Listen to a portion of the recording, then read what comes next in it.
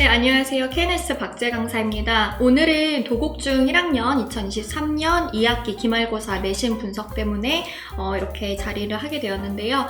일단은 도곡중 이제 처음 아이들이 시험을 보는 거기 때문에 많은 긴장감을 갖고 시험을 봤습니다. 지난 이제 중간고사 같은 경우는 정말 다양한 친구들이 나왔었는데요. 이제 어떤 친구들 같은 경우는 이제 시간 안에 시험을 다 못 풀거나 아니면은 시간 안에 마킹을 제대로 못해서 맞출 수 있었던 문제들도 못 풀거나 아니면 마지막까지 고민하다가 정답을 골랐다가 막상 내야 될 때는 또 다른 답을 고르거나 이런 식으로 다양한 실수를 좀 많이 하면서 아이들이 이제 어떻게 시험에 임해야 되고 어떻게 시험을 봐야 되는구나 많은 경험을 하는 계기가 되었을 것 같은데요. 이번 기말고사를 통해서는 다행히 중간고사 때 그렇게 실수를 했던 부분들은 많이 보완이 되었던 것 같습니다. 그래서 이번 기말고사 때는 좀 아이들이 어떻게 도곡 시험을 받고 그리고 도곡중 이제 기말고사는 어떤 식으로 출제가 되는지 같이 한번 보도록 하겠습니다. 일단은 이 학교를 보면 보시다시피 이제 독해와 문법의 그 비중이 상당히 높습니다. 실제로 이제 영작 문제가 많이 나오지는 않는데요. 중간고사 같은 경우는 이제 서술형 문제가 좀 비중이, 그러니까 배점이 좀 높게 출제가 되었지만 이번 기말고사 때는 아예 선생님들이 이제 서술형은 출제를 하지 않겠다 이렇게 말씀을 하셨지만 객관식으로 이제 영작이 나온 케이스가 있었고요. 그리고 어휘 같은 경우에서 아이들이 이제 100점을 맞지 못하는 이유가 뭐 독해나 문법보다는 어휘에서 조금 헷갈려서 그렇게 이제 100점을 맞지 못하는 좀 유형이 나왔던 것 같아요. 일단은 기본적으로 문법과 독해가 좀 많이 이제 비율을 차지하고 있는데 문법 같은 경우는 사실상 난이도가 그렇게 어렵게 나오지는 않습니다. 문법 난이도가 어렵지는 않은데 아무래도 이제 그 옳은 문장을 찾는 게 연달아 쭉쭉쭉 나오기 때문에 그런 부분에 있어서 좀 문법에 대한 부담감을 혹은 압박감을 갖고 있는 친구들은 좀 이런 문제를 푸는데 어려워하지 않을까라는 생각이 들기는 하고요. 그래서 일단은 보시다시피 이제 어휘는 교과서에서 이제 네 문제가 나왔고요. 어법 문제 같은 경우는 이제 프린트. 선생님께서 시험 범위에 해당하는 프린트를 주십니다. 내용상은 사실 교과서에 나오는 내용과 크게 동떨어지는 내용은 아니고요. 좀 비슷한 맥락을 가진 그런 프린트, 외부 프린트가 있는데 그 프린트 안에서도 이제 아이들이 똑같이 시험 대비를 이제 하게 됩니다. 그 부분 안에서 이제 어법 문제가 출제가 되고 또 교과서에서도 출제가 되고 있고요. 독해 같은 경우는 일반적으로 이제 어떤 식으로 출제가 되는지 이따 뒤에서 보여드릴 건데 문제는 이제 독해에서도 선지가 이제 영어로 나오기 때문에 아이들이 어떤 내용, 지문에 대한 내용을 정확히 알고 있다고 하더라도 그 선지에 나와 있는 문장을 제대로 해석하지 못하면 좀 틀릴 수 있는 그런 문제들이 출제가 되고 있고요. 이번 기말에는 영작 문제가 프린트에서 이제 하나밖에 나오지는 않았지만 지난 중간고사 때는 영작 문제가 꽤 조건에 맞춰서 서술형 문제로 나오는 그런 문항들이 나왔다라고 보시면 되겠습니다. 그래서 교과서 범위는 2개 정도 항상 2과가 나가는 것 같고요. 부교재로서 이제 학교 프린트물이 7과 8과에 해당하는 프린트가 하나씩 이제 나갔고 그 외적인 것들은 사실 크게 많이 나오지는 않았습니다. 비중 높은 문법입니다. 일단 30% 비중이 되기 때문에 사실상 꽤나 비중이 높은 부분에 속하고요. 기말에는 서술형이 안 나왔지만 중간고사에서는 뭐 6점짜리 이런 식으로 배점이 높게 출제가 되었다고 보시면 되고요. 고등학교 내신 유형과 비슷한 문제를 킬러 문제로 이번에 출제를 하였습니다.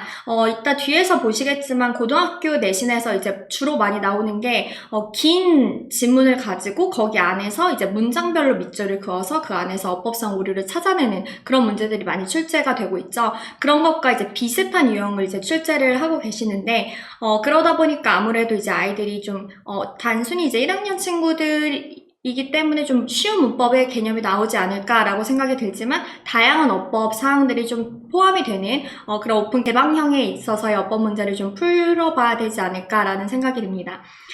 그 다음에 이제 시험 범위에 해당 문법 개념 이해와 응용력이 필요로 하고요. 문법적으로 옳은 문장 찾기가 연달아 출제가 되기 때문에 그런 거에 있어서 충분한 훈련이 돼야 됩니다.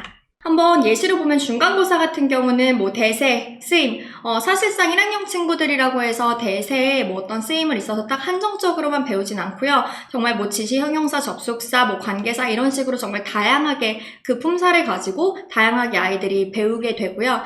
그런 것들을 이제 같은 쓰임을 묶은 거, 이런 게 이제 4점짜리로 지난 중간고사 때 높은 그 배점으로 이제 출제가 되었었고, 이번 기말고사 같은 경우는 아까 말씀드린 것처럼 조금 더 이제 고등 학교에서 나오는 내신 출제 유형처럼 출제가 되었다라고 말씀을 드렸습니다. 그래서 아이들이 그냥 단순히 어떤 일부분만 보는 게 아니라 문장 전체에 긴 호흡을 가지고 아이들이 쭉 이제 문법적으로 차근차근 하나의 단위별로 끊어서 문법에 좀 접근을 해야 되는 그런 문제들이 출제가 되었습니다. 그래서 5번으로 출제가 돼서 4점, 나머지는 다 3점짜리로 나왔었고요. 이 문제가 이제 4점짜리 배점으로 나와서 문법적으로 옳은 것의 개수는 이런 유형이 이제 고등학교 내신과 비슷하게 출제가 되었다라고 보시면 되겠습니다. 이건 이제 영작 부분인데요. 아까도 말씀드렸다시피 지난번에는 이제 배점이 조금 높게 영작 문제가 출제가 되었고, 꽤 많은 친구들이 이제 주어져 있는 단어를 가지고 그 단어를 제대로 안 쓴다거나 아니면은 좀 조건에 맞춰서 영작을 못하는 친구들이 꽤 나왔다, 학교에서 꽤 나왔다라고 얘기를 들었습니다. 충분한 영작 그런 훈련들이 돼야 될 것 같고요. 이제 이번 기말에는 선생님께서 아무래도 이제 객관식으로만 낼 거다 라고 했기 때문에 정말 딱 아이들이 답을 써야 되는 건 아니고 답을 고르면 됐지만 어쨌든 영작 문제가 출제가 되기는 했습니다. 어휘 부분인데요. 어휘가 굉장히 아이들이 이제 100점을 맞는 부분에 있어서 좀 방해가 되었던 부분이 아닌가 싶어요. 그래서 어휘 암기를 좀 꼼꼼히 해야 되는데 이 어휘 암기를 할 때 단순히 그냥 단어의 뜻만 이렇게 암기를 하는 게 아니라 한국말의 뜻은 비슷해도 쓰임이 다른 단어의 문제를 중간 기말에 모두 출제를 했습니다. 그렇기 때문에 이제 단어의 정확한 쓰임을 뜻만 암기하는 게 아니라 또 영영풀이까지 암기가 정확히 되어줘야 되고요. 단어 암기는 품사별로 돼야 됩니다. 예를 들어서 지난번에 이제 로늘리나 뭐 especially 이런 품사의 구분이 가능한지 뭐 이런 것들을 물어봤었고요. 지난번에 또한 이제 그 중간고사에서는 이제 2번에 보시면 famous하고 5번에 popular, 우리 한국말로 하면은 좀 비슷한 그런 느낌을 갖게 되잖아요. 그렇기 때문에 이제 아이들이 보기에 나와 있는 박스 안에 있었던 그 의미를 보고 그 다음에 이제 2번과 그리고 5번에서 헷갈리지 않도록 이 둘의 차이가 뭐인지 정확히 알고 있었어야 문제를 풀 수 있었던 부분이었고요. 이제 6번 같은 경우도 이제 많은 아이들이 좀 틀렸다라고 전달을 받았었는데 이 부분 같은 경우도 사실상 이제 라이닝에 해당하는 이 그 영영풀이를 저희가 이제 같이 했었거든요. 근데 지금 caused by thunder이라고 나와 있어요. 이 부분이 이제 틀렸는데 어쨌든 지금 영영풀이에 알맞은 것은 이라고 해서 이제 lightning 해가지고 이 많은 친구들이 이제 lightning에 해당하는 영영풀이가 제대로 된 거 아니냐라고 해서 1번으로 많이 답을 간 경우를 보기는 했거든요. 100점을 못 받은 친구들을 보면은 그래서 이제 1번과 이제 5번에 있어서 이런 영영풀이 이런 것들을 좀 정확히 아이들이 좀 학습이 돼야 헷갈리지 않게 풀 수 있지 않을까 싶습니다. 기본적인 독해 실력이 일단 필요하고요. 55% 비중입니다. 내용일치 문제가 6문제가 출제가 되었고 선지를 영어로 출제를 하고 있습니다. 그래서 지난 중간고사 때는 글의 내용과 일치하는 것은 정답 2개 해서 3점짜리 배점으로 나와서 꽤나 사실 아이들이 보기에 문장이 짧은 문장들은 아니거든요. 그래서 아이들이 꽤나 이제 많은 문제들을 풀어야 되는데 그 문제 안에서 선지 부분이 좀 짧지 않은 그런 문장들이 나왔기 때문에 어떻게 보면 좀 집중력도 필요로 할 것 같고요. 1학년 친구들이 이제 풀기에는 이렇게 딱 보면은 정말로 시간을 많이 주고선 풀라라고 하면은 그렇게 어렵게 문제를 풀 부분들은 아니긴 하지만 사실상 그 시간 안에서 아이들이 이런 문장들을 다 하나하나 읽기에는 조금 시간적으로 부족하지 않을까 싶습니다. 그래서 어떤 타임 매니지먼트도 어느 정도는 좀 필요할 것 같기는 하고요.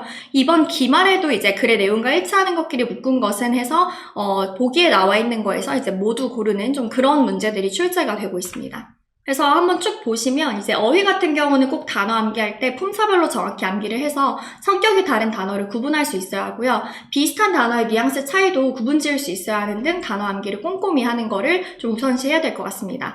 문법은 옳은 문장 찾기를 연달아 출제하기 때문에 문법 문제를 푸는 데 있어서 두려움이 없도록 반복적인 학습을 통해서 훈련을 하는 게 필요로 해 보이고요. 독해 같은 경우는 내용일치 문제 선지로 출제될 수 있는 모든 경우의 수를 예상해서 대비를 하고 또 선지 자체도 영어로 출제되기 때문에 단순 암기를 넘어서 기본적인 독해 능력까지 겸비를 해야 된다라고 보시면 되고요.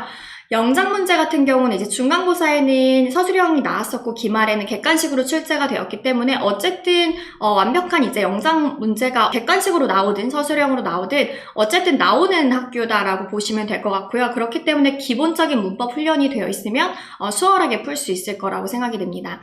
내신은 일단 첫 발에 드는 1학년이기 때문에 이 친구들은 사실 서술형 문제가 조건을 딱 걸어버리면 그 조건에 대해서 맞춰서 쓰는 게 학습화되지 않으면 잘 못하거든요. 그래서 그런 부분들이 충분히 연습이 돼야 된다라고 보시면 되고요.